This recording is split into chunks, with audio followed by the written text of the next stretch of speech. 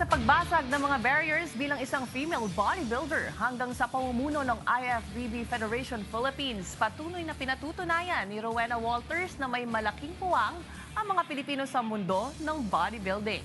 Balikan natin ang kanyang kwento sa ulat ni teammate JB Hunyo. Mula sa pagkakapanalo sa mga lokal at internasyonal na kompetisyon hanggang sa pagiging kauna-unahang babaeng nanguna sa International Fitness and Bodybuilding Philippines, hindi naging madali ang paglalakbay ni Rowena Walters sa mundo ng bodybuilding. Nagsimula siya sa sport noong 2006 sa panahong iilan pa lamang ang mga kababaihang sumasabak sa bodybuilding. Sa kabila ng mga panghuhusga at stereotype, nagpatuloy siyang lumaban hanggang makamit ang mga prestigyosong titulo at pagkakataong mamuno sa National Federation.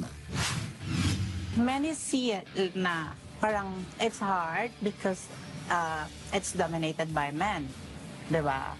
Pero hindi kasi they are very masarap na sa within yung industry namin, accommodating naman lahat.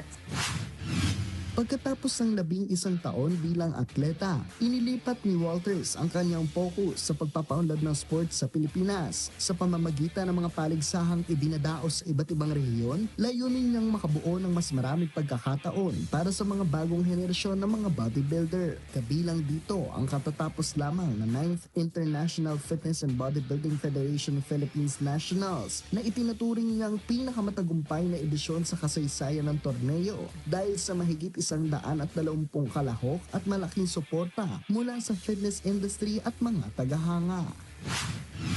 When I was still an athlete alone, I know that Filipinos can compete with other nations. We have the genes, we have good genes actually.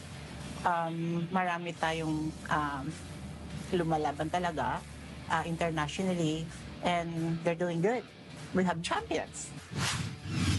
Sa pamumuno ni Walters, patuloy na lumalawak ang abot ng bodybuilding sa Pilipinas, hindi lamang sa paghahanap ng mga susunod na kampiyon, kundi sa pagbibigay inspirasyon sa mas maraming Pilipinong mangarap at magtagumpay sa larangan ng fitness at bodybuilding. JB Hunyo para sa Atletang Pilipino, para sa Bayan.